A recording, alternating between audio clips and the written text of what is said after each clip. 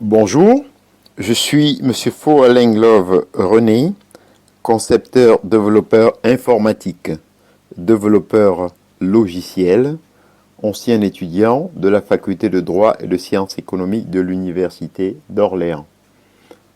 Aujourd'hui, dans le cadre du cours d'économie générale, nous allons voir l'or et les devises.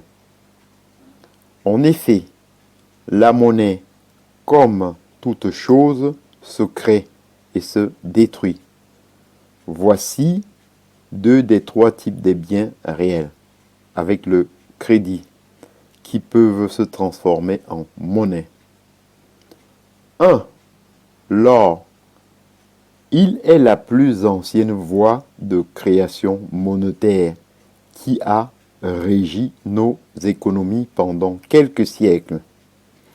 Il était considéré universellement comme une forme pure de richesse.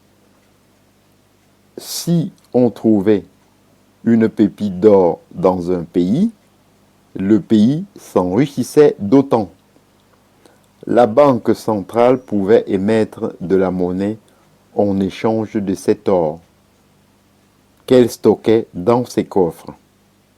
Et cette monnaie ne valait que par l'or qu'elle représentait. Si par hasard l'or disparaissait des coffres, cette monnaie ne valait plus rien.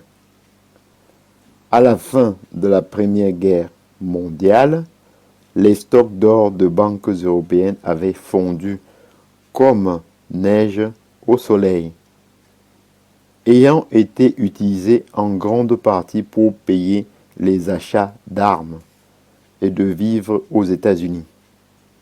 Les monnaies européennes connurent une dégringolade catastrophique. De nos jours, l'or est démonétisé. Il n'a plus le pouvoir de créer de la monnaie, mais il a gardé sa nature de la valeur refuge. En petit 2, les devises. La monnaie peut être créée en échange d'une devise. Un Américain arrive en Europe avec des dollars. Il les échange contre des euros.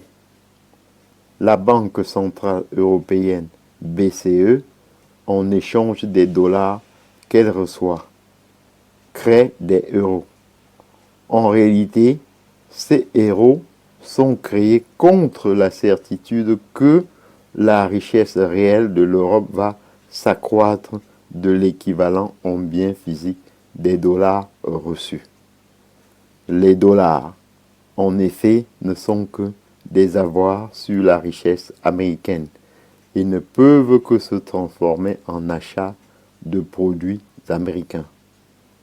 Ainsi, il y aura en France, à la suite de cette opération, 12 bouteilles de Bourbon, en plus et les euros nécessaires pour les acheter. La monnaie est toujours un intermédiaire. En définitive, on aura échangé 12 bouteilles de vin français contre 12 bouteilles de Bourbon. La monnaie n'aura été qu'un outil d'échange et un représentant de la valeur des biens qu'elle permet d'acquérir. Ainsi, j'en ai donc terminé avec l'or et les devises. Je vous en remercie. Bonjour.